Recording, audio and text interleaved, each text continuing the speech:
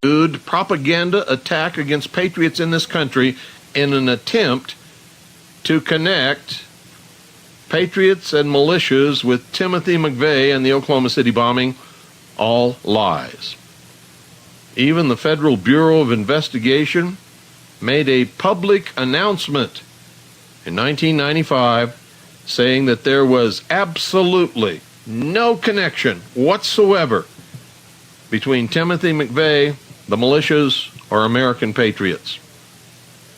Yet, the scum-sucking, puke-faced, lying, dog, communist news networks continue to try to make that connection.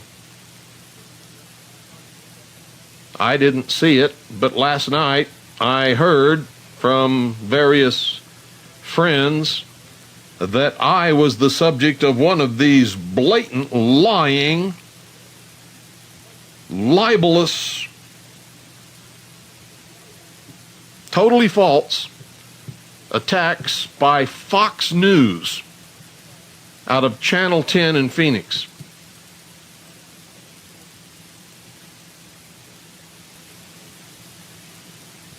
I've continually warned people not to talk to any press because they're liars. They will lie to you. They will promise you anything. They will tell you that they're doing a favorable story and that they need to get your input so that they can tell the truth. But that's never what they're after. Never has been, never will be.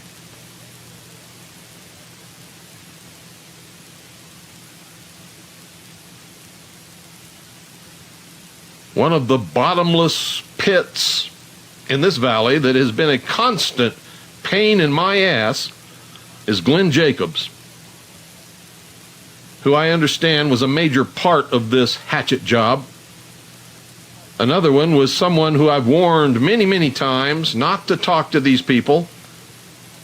Well, he believed the Arizona Repulsive, and he talked to Mark Schaefer. And Mark Schaefer took everything he said out of context, made him look like a total fool, and used his words to make me look like some kind of subversive idiot. And he apologized sincerely. Bill, I'm so sorry. I'm just absolutely grief-stricken with my stupidity. But then they sent some TV cameras up here in the last couple of weeks, and he did it again. Well, Nolan Udall is no longer a friend of mine. I can't have stupid people around me. I can't do that. He fell for it again. They promised him that he would have total approval of the script of the news broadcast. Can you imagine that he actually fell for that crap? Can you imagine that? How many others of you out there allowed yourself to be sucked in by the glamour that you were going to be on television? Well, I got to tell you something. They made me look like some kind of subversive idiot, and the rest of you look like the biggest jerks that ever walked on this planet, and I guess you're never going to learn. You see, these people in the press don't care about morals or ethics or the truth. They'll lie to you. They'll rape their own mother on top of a limousine in Times Square at high noon if it'll get them the story they want to put on television or print in the paper. Some of you learned a hard lesson over these last few weeks. And the whole purpose of it, you seem to be just absolutely so ignorant that it's pathetic. I can't believe that people can be so ignorant and so stupid. Was to make an attempt to tie me to Timothy McVeigh.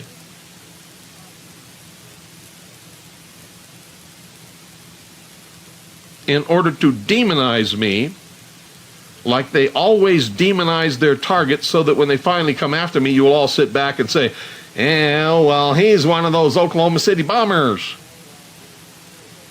And if you say that, you'll be a liar and you'll burn in hell.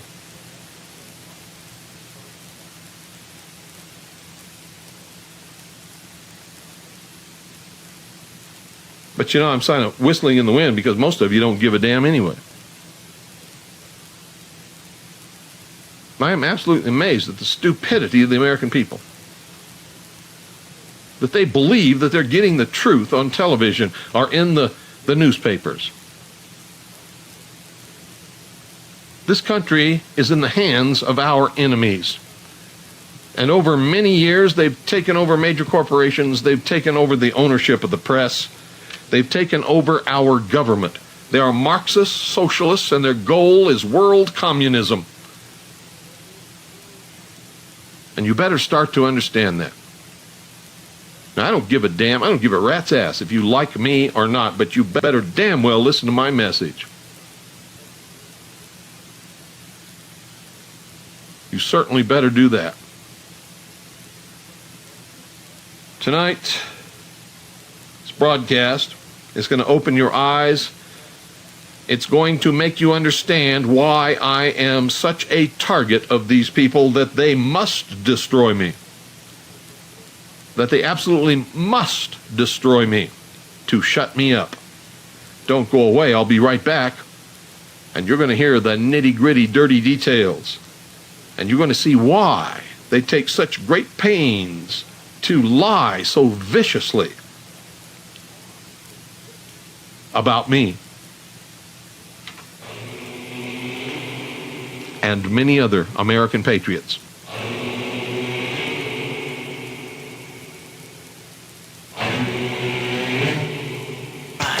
One of the prime causes of our problems is the Middle East. And a lot of the religions that subscribe to the Christian identity, British Israelism philosophy, that there is a chosen race. And most of them are Christians, believe it or not. Most of them are Christians. You see, there's lots of people who call themselves Christians, never read anything that Jesus ever said, never listened to anything he ever said. They subscribe to the Old Testament, don't believe that Jesus was God reincarnated upon this earth, and therefore every utterance out of his mouth was a new dispensation, a new covenant. They've ignored it, thrown it away. Whosoever believeth in me shall have everlasting life. But these people believe only they can have everlasting life. Only they are the chosen people. Only they can rule. And everyone else on this earth is subject to their whim, their destructive urge, their elimination if they want. Because they're God's chosen people. And I'm here to tell you, bullshit. Read the words of Jesus. If you're a Christian, you know that's a lie. If you're any other religion, you're going to believe whatever your religion teaches. But I'm telling you right now, racism in any form is the greatest plague ever inflict the human race in the history of the world. And you heard what I said, human race. I only believe in one race. And it's not a chosen race. It's God's children. God created man in his own image. Now, you can argue with me if you want to. You can argue with yourself if you want to. You can stand in the middle of Highway 40, for 26 days and spout your religious bullshit, dogmatic nonsense, claiming that you're some kind of a chosen race and you're been selected to rule everybody else on this world. And I'm still going to tell you bullshit. You're a liar. It's not true.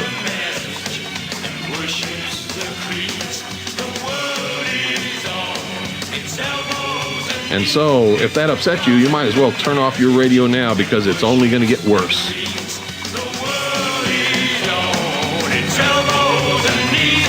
It's only going to get worse.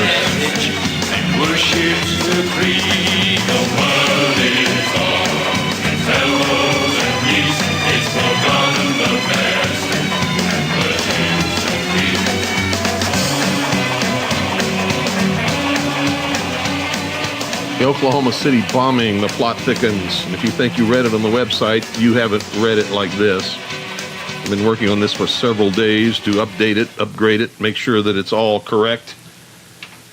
And this is going to set the record straight, and you better be listening, and you better care, because if you don't, all I get to say is to hell with you and to hell with this country, because that's where it's going. It's where everybody's going. Right down the tubes, right straight to hell. Literally and figuratively, I don't care which one you want to latch on to, that's where it's going. Oklahoma City bombing, the plot thickens, copyright, William Cooper, all rights reserved. I am not a racist, ladies and gentlemen, and those of you who have been listening to this broadcast all these years and read my book, you know that. I'm not a white supremacist. I'm not a Zionist. I'm not a member of any British Israel organization, Christian identity, or anti-Semitic group. Nor do I subscribe to the opposite side, the Semitic groups who believe that they are God's chosen people and everyone else is inferior to them, or the black power groups that believe that civilization formed first in black Africa and therefore they have the legitimate claim for the throne of the world. No, I don't subscribe to any of it from any one of you for any reason, period. I refute all racist and or superior race philosophies. I always have. I have done it all my life. I believe that such beliefs are a plague upon the human race, and that's the only race that I recognize or have ever recognized. I am a loyal American interested in the truth. I believe in liberty and freedom for all people, regardless of race, religion, or place of ancestral origin. And I must make that statement because of what follows, because of the history of the demonization of anyone who implicates anybody who belongs to certain minorities as terrible, racist, anti-Semites. You have to hear this. And you have to understand that what I'm going to tell you is the truth, whether you like to hear it or not. It's the truth, and that's the only thing I'm interested in. But first, you have to know that the federal takedown of the organization known as the Covenant Sword and Arm of the Lord occurred on April 19th, 1985. The assault on the Weaver family occurred over the same date and would have ended on April 19th, except that two reporters stumbled upon the Fed's attempt to hoist a fuel bladder by helicopter, which they had intended to drop on the Weaver cabin and ignite, burning alive all inside. If those two reporters hadn't stumbled into that clearing by accident, the Weaver family would have been burned alive on April 19th, 1985. The final assault upon the Branch Davidians occurred on April 19th, 1993. The bombing of the Alfred P. Murrah Federal Building also occurred on April 19th. If you believe that all these events happening on the exact same date to be coincidence, then you need a brain surgeon. You need a brain surgeon. Because something between your ears is not operating correctly. And you need to find out the meaning of April 19th. It has two meanings. One, in the history of this country, it is Patriots' Day. It is the date that patriots in this country took up armed resistance against the might of the British Crown and began the War of Independence, and it's known as Patriots' Day. There's another meaning, and I'll leave that for you, for your homework. You know I like to give homework. That's your homework. You find out what transpires on or around April the 19th every year. Another very curious fact is that David Koresh and Timothy McVeigh were both 33 years old at the time of their deaths.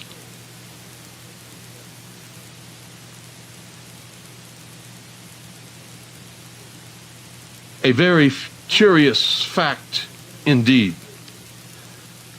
Our investigation of the Oklahoma City bombing of the Alfred P. Murrah Federal Building has uncovered the following. John Doe number one is and always was Timothy McVeigh.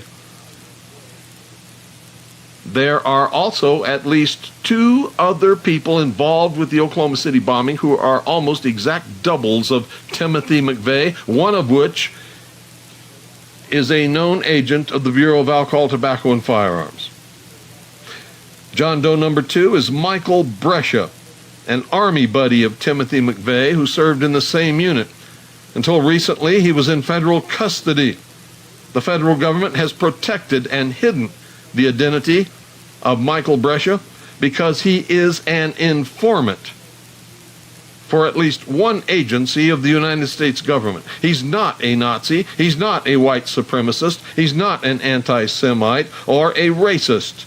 And when we asked the FBI to provide us with a photo of Michael Brescia for positive identification, they refused. So we went to our friends in law enforcement who are patriots, and we obtained photos from them, and we positively identified Michael Brescia as John Doe number 2 from those photos. How do I know that Michael Brescia and Timothy McVeigh are John Doe number 1 and John Doe number 2? Because they came to visit me, not to visit me, but to visit Tim Lesperance in St. John's. They didn't even know I was there. Because when I was broadcasting from St. John's, I never told anyone that we were in St. John's, and every address that we ever gave out on the radio was in Show Low. It was Box 1420 in Show Low, if you'll remember correctly. And everybody in the world thought that we were in Show Low, when in reality we were in St. John's broadcasting, and in reality we always lived here in Eager. So nobody knew where I was or where I was broadcasting from, except the people here in Arizona who were close to me or who knew me personally or who knew of me from people who knew me personally. So they took a detour from Highway 40 and stopped at Tim Lesperance's Surplus and Stuff. He brought them next door to introduce them to me. He said, "You ever heard of Bill Cooper?" "Yeah, well, he's right next door. Come on, I'll introduce him to you." And so he did.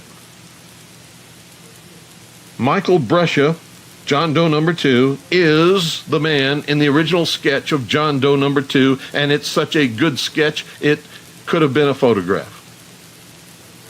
He was the leader. He did all of the talking. Every single word he said.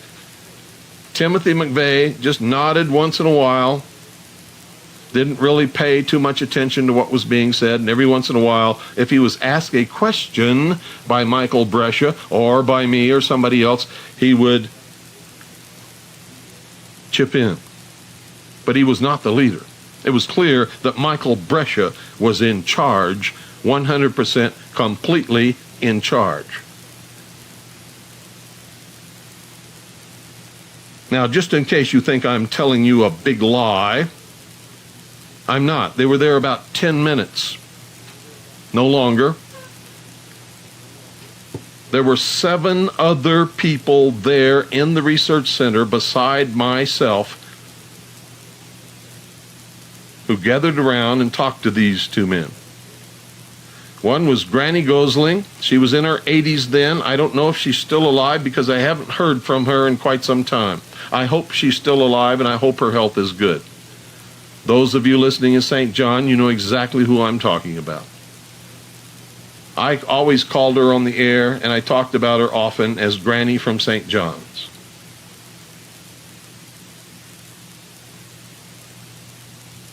Tim Lesperance, whose wife owns Katie's Country Kitchen and who owns Surplus and Stuff in St. John's or or wherever the hell he's doing his business now.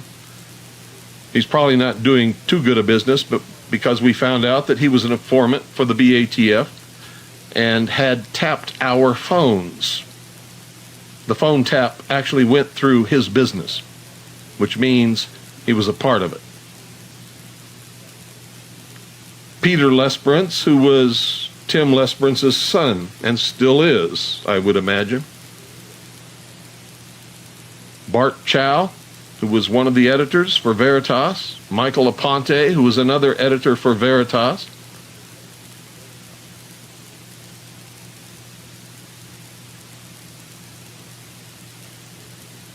And two people who were passing through and had stopped in to visit the research center, one of whom brought a whole bunch of tables and filing cabinets to donate.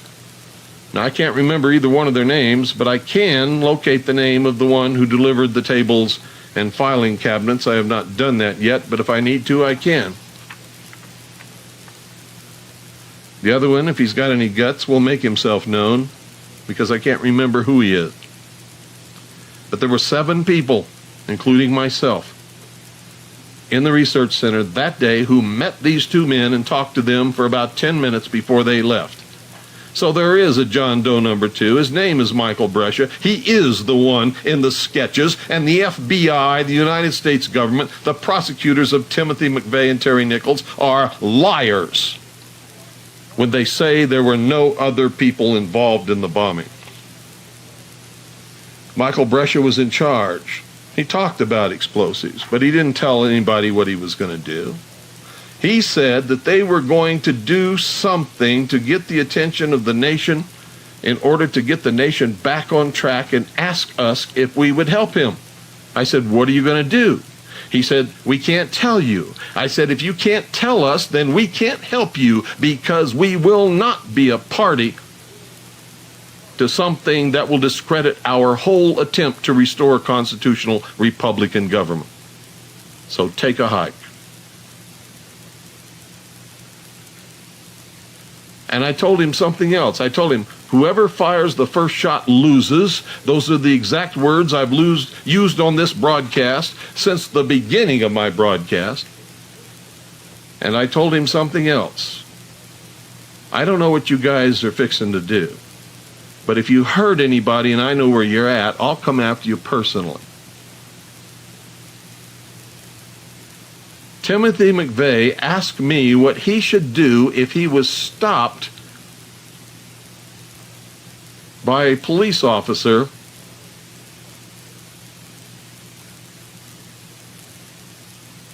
and I asked him, would there be a warrant for your arrest? He said, no. I said, then you should take your ticket and go on your way.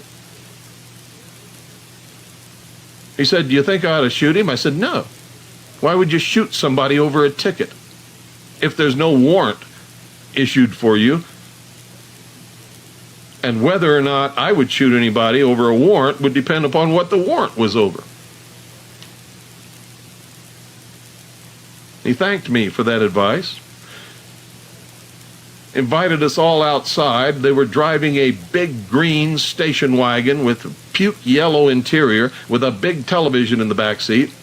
Put down the back gate and gave us all a copy of the Turner Diaries. Across the street, I noticed Robert Millar dressed up like a Miami tourist. He's the head of Elohim City. He has been a government informant for most of his life. He was taking pictures. He was driving or riding in a brown pickup truck with a white camper shell on it. About a half a block behind him was a BATF white car with BATF agents in it taking pictures of everything that was going on. I told all of this to Special Agent Steve Fillerup of the FBI, who was stationed in Pine Top right after the Oklahoma City bombing. So if they are telling the world that there is no proof that there's a John Doe number 2 or anyone else connected with the bombing, they are lying, because the last thing that Michael Brescia told me and everyone else who was standing there on that curb was, watch Oklahoma City.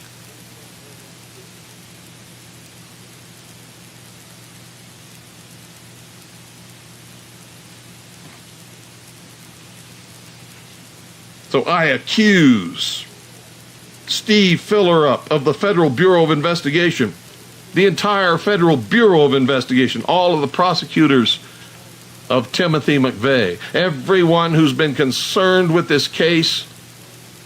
You are liars. And you know you are liars, and we are not the only ones who gave you this information. It was given to you by honest patriots and militia members all over this country who had contact with Timothy McVeigh, Michael Brescia, and many others.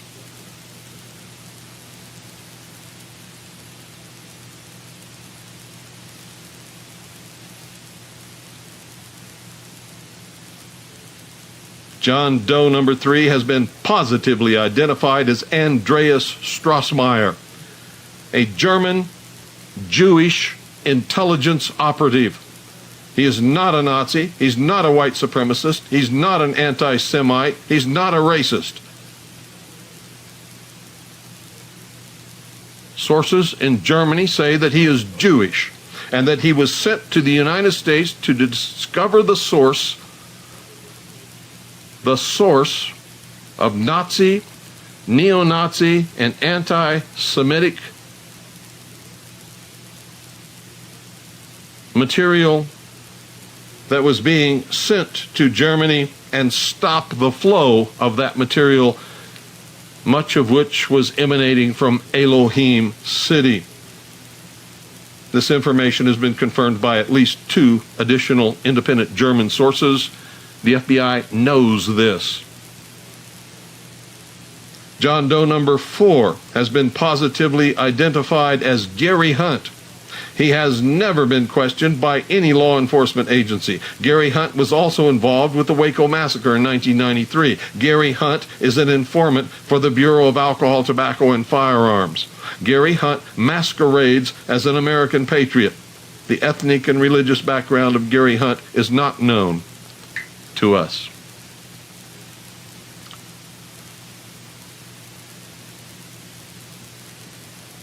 John Doe number 5 has been positively identified as Daniel Spiegelman, also known as William Taylor, a fundraiser for the Oklahoma City bombing operation. He was arrested and imprisoned in the Netherlands when he attempted to sell historic documents that had been stolen from Columbia University in the United States for the purpose of financing the Oklahoma City bombing, for which he could receive the death sentence. United States District Judge Lewis Kaplan, a Zionist, sentenced Spiegelman to only 60 months in jail, 3 years probation, 300 days of community service in an adult literacy education program, and restitution to Columbia in an amount not yet determined. Daniel Spiegelman's conviction will be set aside because his defense lawyer, and this had to be a setup, his defense lawyer, Paul Kurtz, was discovered to be a fake lawyer. In other words, he wasn't a lawyer at all. Paul Kurtz, 56, of Bethesda, Maryland, was charged in a 41-count indictment issued by a Manhattan federal jury for claiming to be a licensed attorney and defending clients, including Daniel Spiegelman, who was convicted of stealing rare manuscripts from Columbia University. Spiegelman was sentenced in April of 1998. Daniel Spiegelman is a Jew. John Doe number 6 remains unidentified at this time.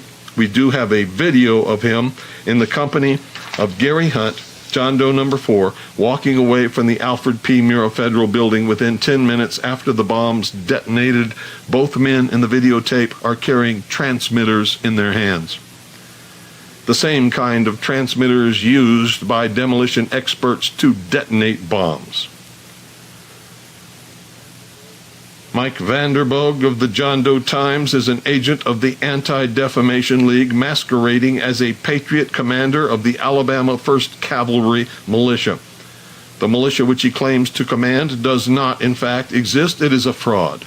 His purpose is to place the blame for the Oklahoma City bombing on patriots and the lawful militia, attributing a motive of white supremacist anti-Semitism and racism, a charge that cannot be true in light of the ethnic identity of several of the John Does involved in the bombing.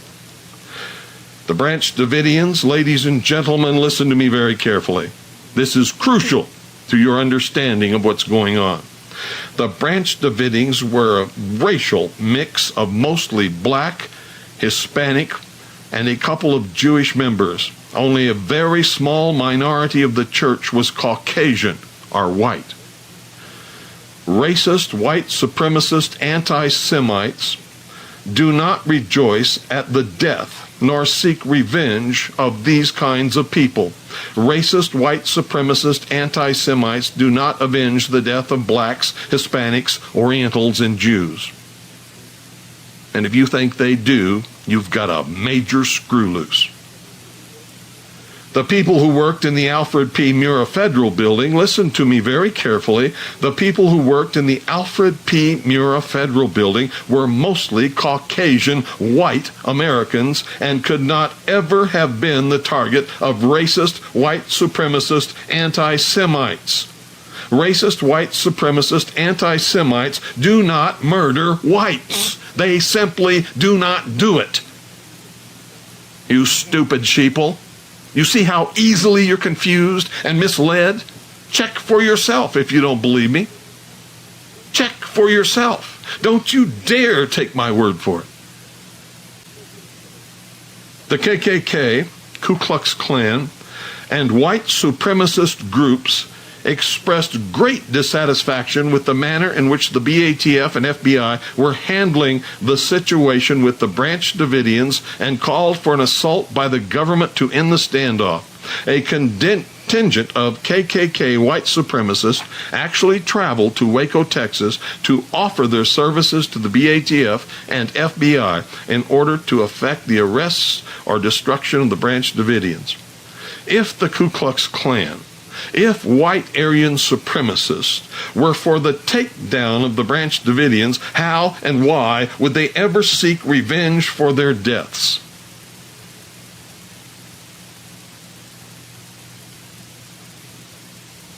You stupid sheeple. Prominent members of the Anti-Defamation League of B'nai B'rith made public statements which were carried by the major news networks, recorded by us and placed in safekeeping, which disclosed that the ADL had the perpetrators under surveillance for at least 2 years. The spokesman stated that they knew the bombing was going to happen well in advance. Prominent members of the ADL were instrumental also in fomenting the attack upon the Branch Davidians in Waco, Texas in 1975 and made many public statements to that effect. John Doe number 7 is the leader of Elohim City, Reverend Robert G. Mylar, an ADL, FBI, and BATF informant who was instrumental in bringing down the Covenant Sword and Arm of the Lord on April 19, 1985. It is because of Mylar's status as an informant, Elohim City has developed the reputation as a safe haven for racist criminals in this country. Carol Howe was a BATF informant and disclosed the plans of the bombing and those involved to the BATF. After the bombing, Carol Howe disclosed this information to the public and the press. The BATF attempted to imprison Carol Howe to silence her, but lost their case.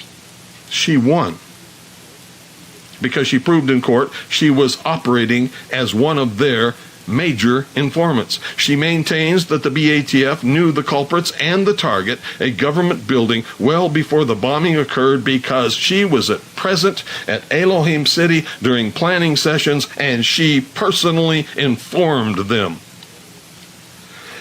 Governor Keating's brother, Representative Ernest Istuk of Oklahoma, the Anti-Defamation League of B'nai B'rith, the FBI, the Bureau of Alcohol, Tobacco, and Firearms, the United States Marshal Service, Oklahoma City Fire Department, Oklahoma City Police Department, and the Oklahoma City Bomb Squad knew the bombing would occur well in advance of April 19, 1995, and they knew it would happen on that date, and at 6 a.m. that morning, they had the bomb squad, the bomb truck, at that building. and they did nothing to stop the bombs, and yes, I mean bombs plural, from going off. The American intelligence community knew of the plans to detonate a bomb in the heartland of America as early as 1971 and wrote of it in a top-secret document called Majesty 12, which contains the plan for the disarmament of the American people and implementation of a world socialist totalitarian government. I can name all of the officers who served on the command of the Commander-in-Chief of the United States Pacific Fleet, who had access to and who read and saw that document and who knew about it. The Oklahoma City bombing was a joint operation involving intelligence operatives of the United States, Germany, and Israel. The purpose of the bombing was to strike terror into the heartland of America, destroying the illusion of safety and security in America.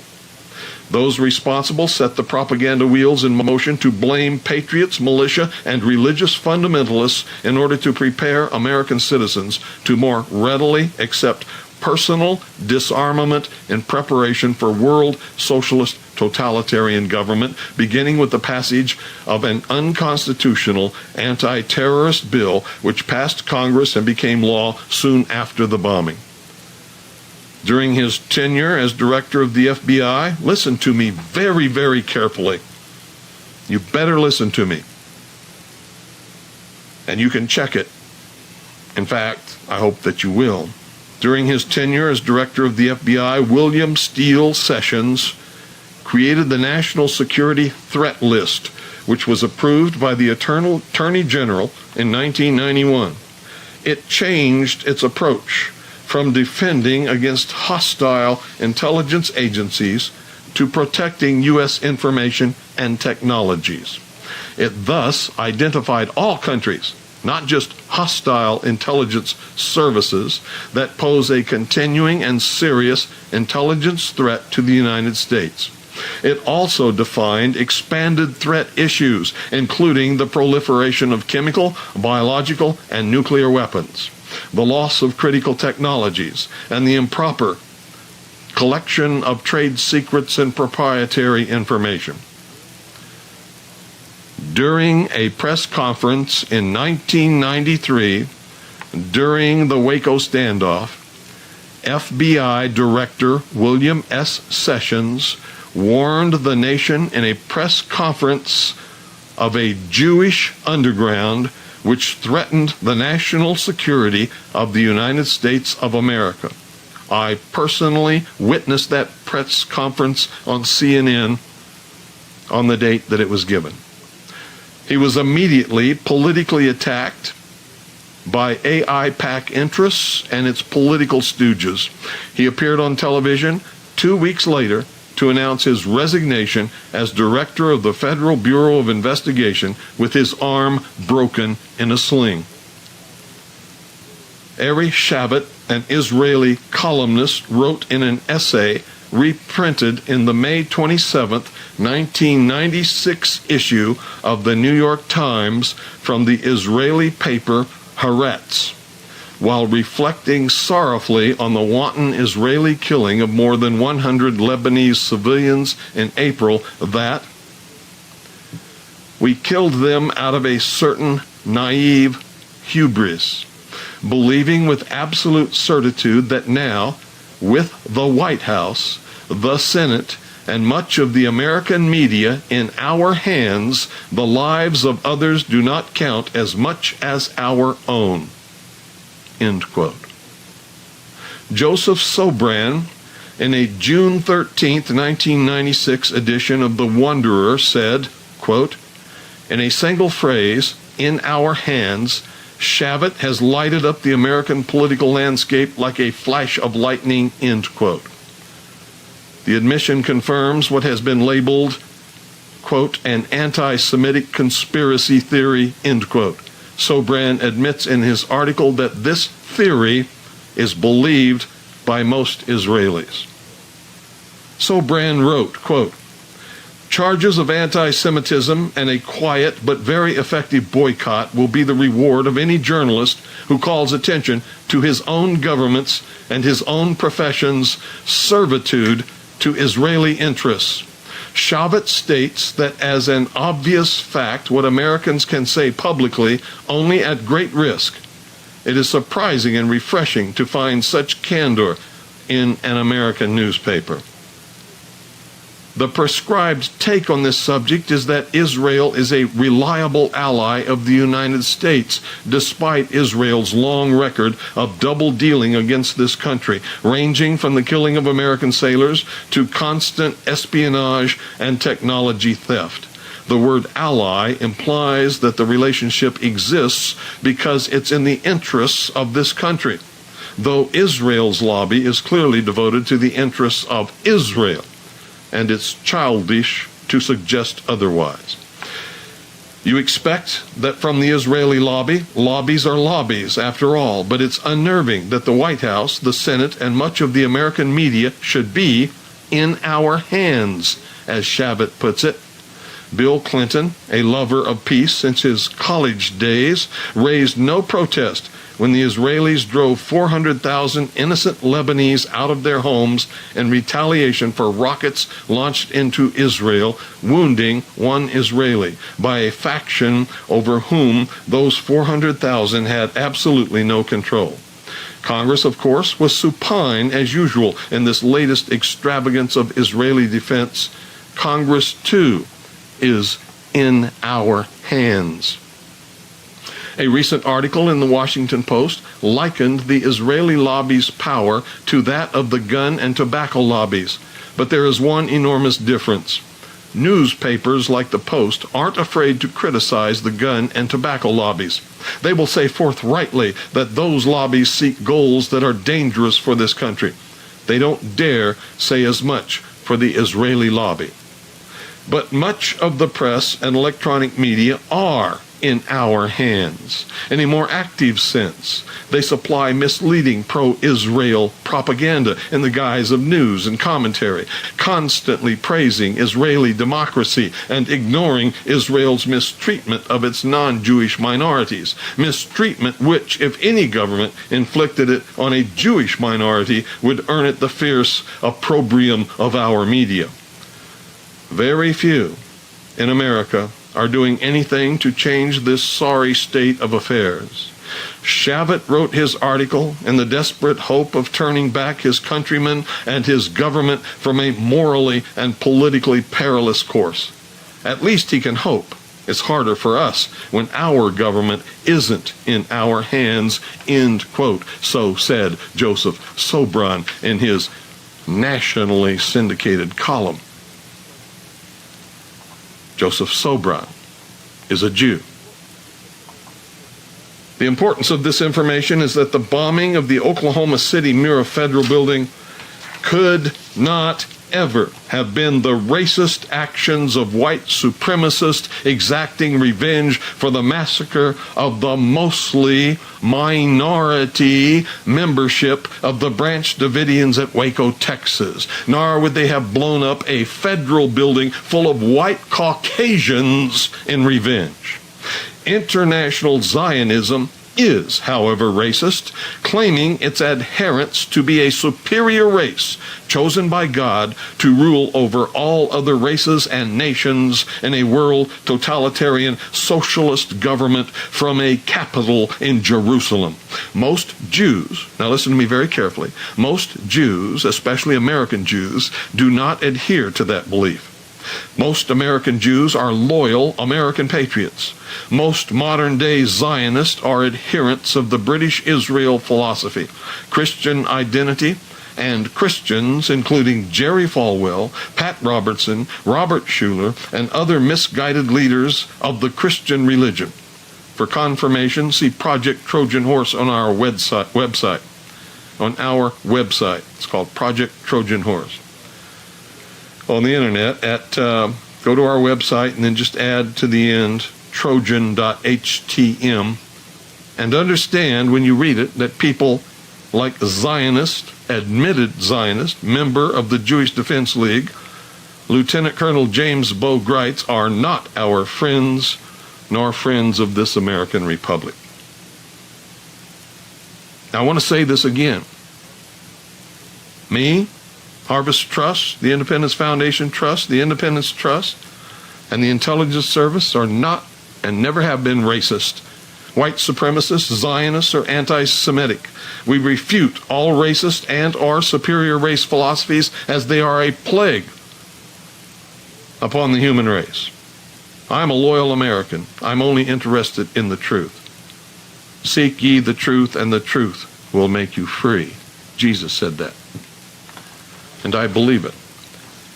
My wife is 100% Chinese. My children are part Chinese, English, Scots, Irish, and Native American, because I am also part Native American. I couldn't be a white supremacist racist if I wanted to in my wildest dreams, nor would I ever consider such a thing. And what you have heard tonight on this broadcast is the truth. Timothy McVeigh was denied due process. The Constitution was violated in every instance. Supposedly, he set off a bomb in the street in front of a building.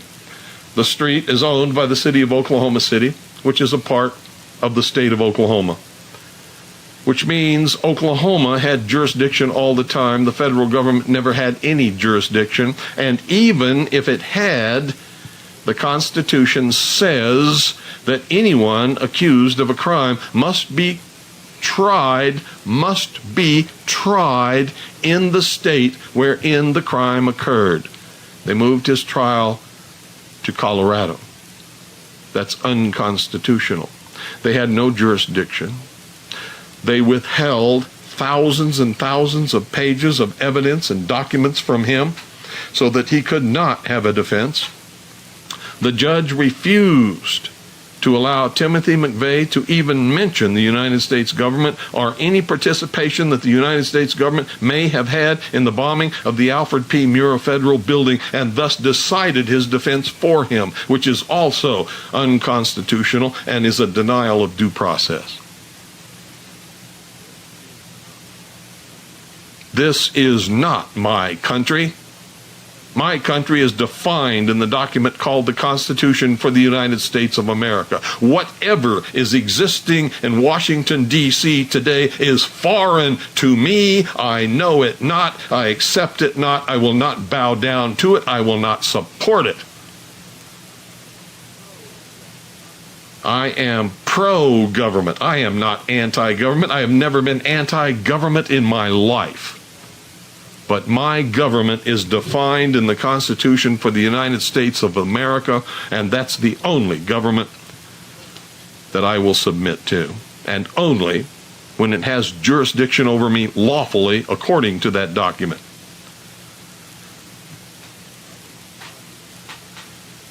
Now, I think it's time, ladies and gentlemen, that you all get out of your mental vacuum state, that you learn how to think once again, that you stop being parrot puppets who imitate and regurgitate what you see and hear in the movies and on television, that if something happens, that you will go out and seek the truth instead of waiting for somebody to tell you what you're supposed to think about what it was that happened, so that you can be a mindless little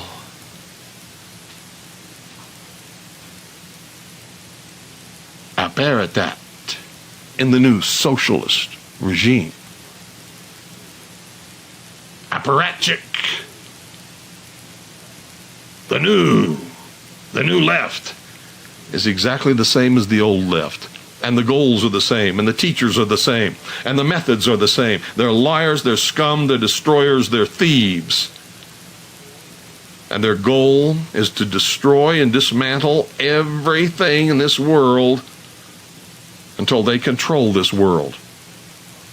If you don't understand it, you better start understanding it. They make no secret about it. No secret whatsoever. Revolution by any form, by any means. The end justifies the means. Anything that we have to do, lie, cheat, steal, murder, rape, destroy, is okay, as long as it results in our world totalitarian socialist government. That's the whole goal, you see. Marx said the definition of peace is the elimination of all opposition to socialism.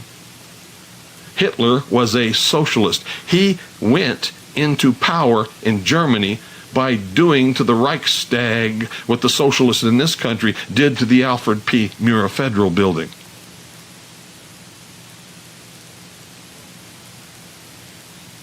And the results are the same. He demonized his enemies. He rose to power. And he took control. And that's exactly what's happening in this country. All unconstitutional, all unlawful. Demonizing people who had absolutely nothing to do with any of it. And most of you sit there and watch it and listen to it and parrot it over and over and over again because your masters have told you what to say, and being vacuum brains, you don't know how to think or say anything else. Aren't you amazed? By golly, I am. There was a time when I believed in the American people so much. Not anymore. And there is no hope outside of armed insurrection to restore constitutional Republican government. Not revolution, not rebellion, not to destroy, not to create something new, but to restore constitutional Republican government and set into place new safeguards so that it cannot ever be taken from us again. And that's going to happen, and it's not far off. And it doesn't matter whether I live another 5 minutes or another 5 years. It's going to happen. I have nothing to do with making it happen. It's going to happen because that's the nature of the American people. Good night. God bless each and every single one of you. Good night, Annie, Pooh, and Allison. I love you. And I will never desert you. And I will do everything in my power, even unto death, to make sure that you, little children, have a safe, secure, and free world to live in under constitutional Republican government.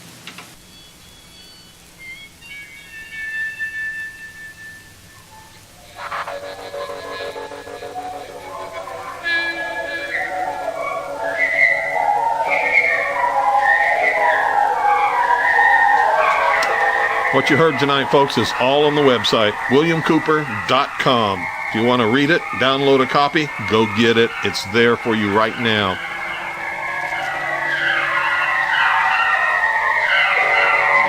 Earn it. Stop making me tell you. It's June.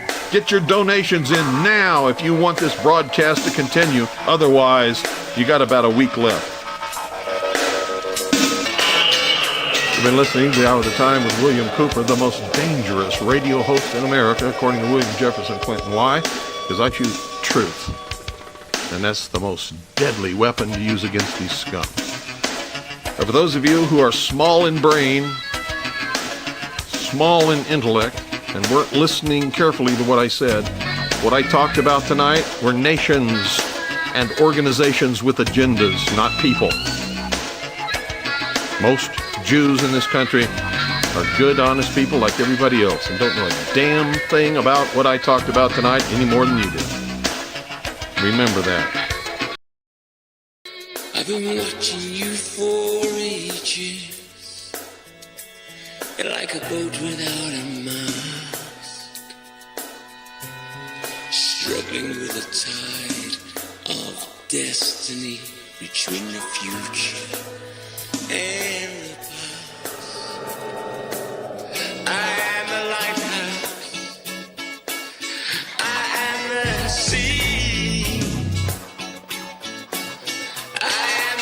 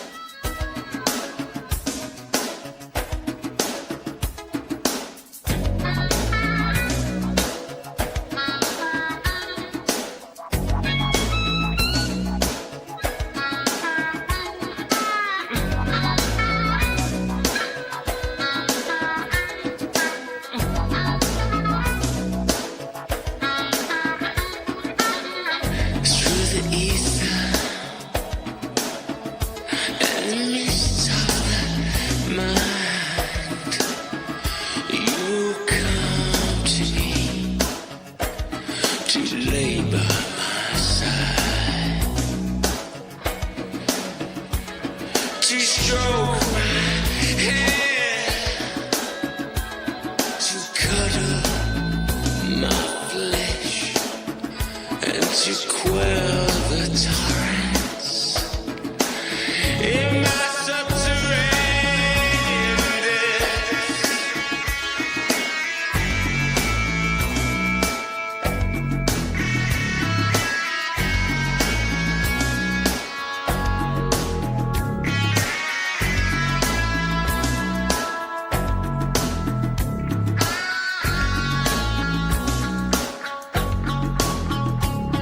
This world ain't strong enough to keep us from each other. For we are kindred spirits, born to become earthly lovers.